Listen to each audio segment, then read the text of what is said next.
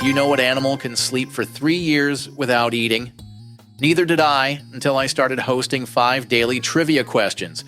Hi, I'm Mark Ellison. Every weekday, I'll challenge you with 5 brain-bending questions spanning history, pop culture, science, and more. Perfect for your morning commute or lunch break.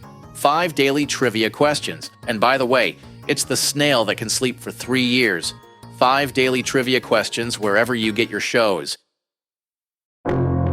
Hey folks, Garrett Fisher here. I need to tell you about this absolutely mind-blowing podcast, Acting President, that's been keeping me up at night. It's about James Bennett, a former governor starring in a hit Sunday night TV show about overthrowing the government, and then his actual former chief of staff approaches him to do it for real. The line between fiction and reality completely disappears when these course correction rallies start popping up everywhere. Is it brilliant marketing or something more sinister? The parallels are insane. Trust me, this is the political thriller you didn't know you needed in your life. Acting President, available now wherever you find podcasts.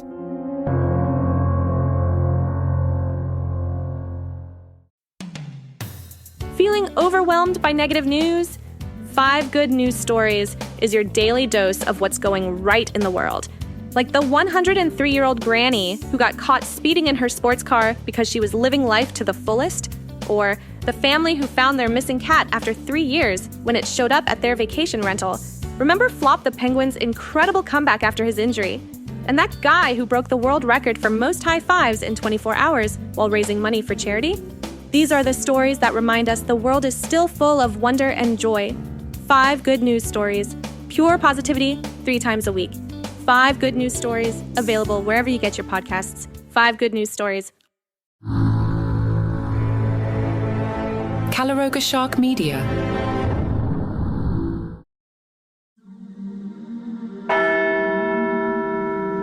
The newly elected pontiff addressed thousands at St. Peter's Square, pleading for humanitarian relief to reach those suffering in the Palestinian territory. On a Wednesday morning in Vatican City, Pope Leo made his inaugural appearance at the traditional weekly gathering, where an estimated 40,000 faithful assembled to hear the first American Pope deliver his message. The former Cardinal Robert Prevost from Chicago addressed the crowd in multiple languages, showcasing his linguistic abilities in English, Spanish, and Italian. This is White Smoke. During his tour of the plaza in the Pope Mobile, the new pontiff paused to offer blessings to several infants. His central message focused on the urgent need for humanitarian assistance to enter Gaza, emphasizing the devastating impact on vulnerable populations. My sincere plea continues for allowing proper humanitarian assistance into Gaza and bringing these hostilities to a close, the Pope stated. The terrible burden falls most heavily on children, elderly residents, and those suffering from illness. The weekly Wednesday gathering represents a decades-old tradition, allowing regular citizens to experience a personal encounter with the Pope. These sessions typically feature scriptural reflections, multilingual summaries, and special acknowledgements for visiting groups. Beginning his address with his characteristic greeting, "Peace be with you," Leo XIV demonstrated his commitment to promoting harmony. The previous day, he had confirmed the Vatican's readiness to facilitate peace negotiations between Russia and Ukraine during discussions with Italian Prime Minister Giorgia Meloni. Meloni contacted the Pope following conversations with President Donald Trump and European officials who sought confirmation of the Holy See's mediation offer. Her office released a statement expressing deep appreciation for Pope Leo's dedication to peaceful resolution. The humanitarian crisis in Gaza has become a recurring theme in the early days of Leo's papacy. During his first Sunday address on May 11th, he advocated for an immediate cessation of fighting and the return of all captives held by Hamas. Despite Israel's announcement on Monday regarding aid access following an 11-week restriction, United Nations officials reported no distribution had occurred by Tuesday. The conflict, which began with Hamas's assault on Israeli communities in October 2023, has left the region in ruins. The previous Pope, Francis, had increasingly criticized Israel's military actions in Gaza during his final months. He described conditions there as deeply troubling and disgraceful in January, having earlier suggested international bodies examine potential genocide claims. These tensions affected Vatican-Israel diplomatic relations, with Israel sending only its Vatican ambassador rather than senior officials to Francis's funeral. However, Israeli President Isaac Herzog's attendance at Leo's inaugural Mass, along with a delegation of 13 Jewish leaders, including Rome's chief rabbi, indicated potential diplomatic renewal. The village of Dolton in Illinois has expressed strong interest in obtaining the house where Pope Leo spent his early years, as community leaders explore various paths to secure the property for public preservation. Neighborhood resident Donna Sagna Davis, whose home sits adjacent to the papal childhood residence, has witnessed an influx of visitors since news broke about the property's significance. She describes the experience as transformative for the community, characterizing it as something extraordinary happening in their midst. Davis advocates for the property becoming a community asset, suggesting it should serve as the historical marker it naturally represents. During their Monday session, village board members approved renaming a section of nearby roadway to commemorate the first American Pope. However, their ambitions extend beyond symbolic gestures. Bert Odelson, serving as legal counsel for Dolton, emphasized the village's intention to collaborate with church authorities to ensure appropriate preservation. He stressed their goal of maintaining the site's dignity rather than allowing it to become commercialized with souvenir sales. The property's current owner, Pavel Radzik, purchased the residence in the previous year for $66,000 and invested in renovations. He initially listed the renovated home in January at $219,000, subsequently reducing the asking price to $199,000.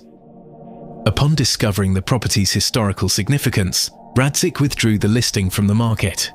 Currently, Paramount Auction House manages a sealed bidding process for the property. While Odelson declined to reveal either Radzik's expectations or the village's proposed amount, he acknowledged that municipal leaders have prepared alternative strategies, including the possibility of exercising eminent domain authority.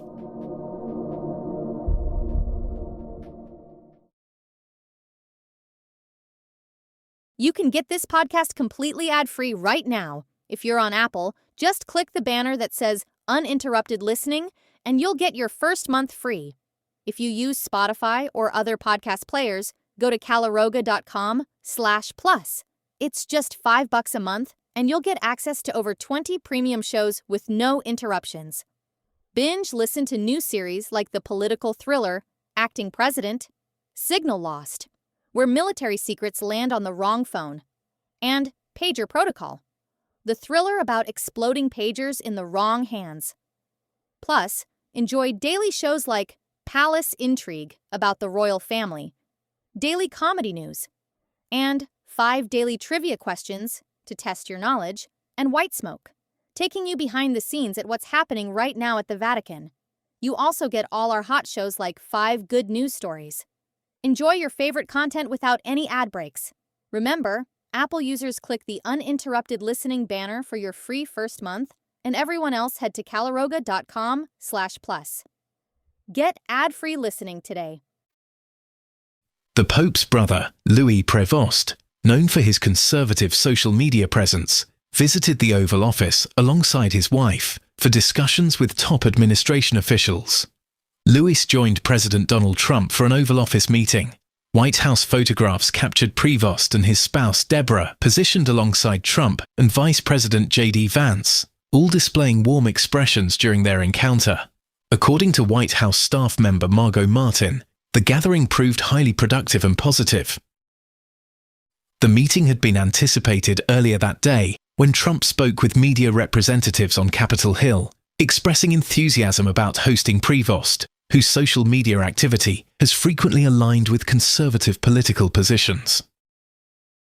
The president noted his positive feelings toward both the pontiff and his sibling, mentioning that Prévost resides in Florida and has demonstrated support for conservative causes.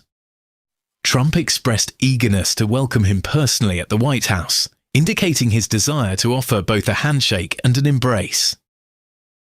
During Pope Leo's installation ceremony on Sunday, Prevost occupied a prominent position beside Second Lady Vance. The next day, he participated as a member of the American contingent that held discussions with the new pope. The Florida resident has maintained a transparent approach regarding his political perspectives. His Facebook activity previously featured numerous shared content pieces criticizing Democratic policies, while expressing support for Trump and Vance, though many such posts have been removed following his brother Robert's elevation to papal leadership. Vice President J.D. Vance shared some details of his meeting with Pope Leo. "We talked extensively about Israel and Gaza, plus the Russia-Ukraine situation," Vance told NBC News. The Pope and Vatican expressed real interest in helping facilitate peace agreements. The Vice President, who is Catholic, found Pope Leo to be remarkably gracious during their substantive discussion.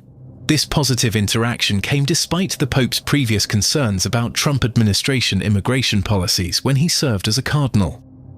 Following the meeting, President Trump posted on social media, acknowledging the Pope's potential contribution to Russia-Ukraine negotiations.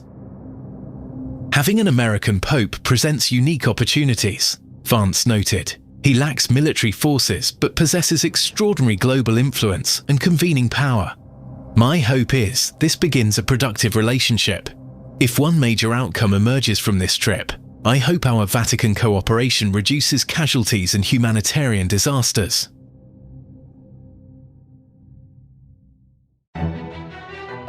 There's always something brewing behind palace walls, whether it's Prince Harry and Meghan Markle making headlines from afar, or Prince William and Princess Catherine quietly preparing for the future throne. I'm Mark Francis, and on Palace Intrigue, we cover every twist, turn, whisper, and wink. From royal drama to daily gossip, follow Palace Intrigue wherever you get your podcasts. In Washington, D.C., power flows through information. But what happens when the most sensitive military intelligence in the world ends up on the wrong phone? In the halls of power, a national security advisor makes a fatal miscalculation. On the other side of the world, a special forces team walks into a perfectly orchestrated trap. When the dust settles, 4 American soldiers are dead, 3 more captured. And the most catastrophic intelligence breach in modern history is just beginning to unravel. Signal Lost, a 6-part podcast thriller about betrayal, courage, and the devastating consequences of a world where even our most guarded communications are never truly secure. When everyone is listening, nowhere is safe. Signal Lost. Available wherever you get your podcasts.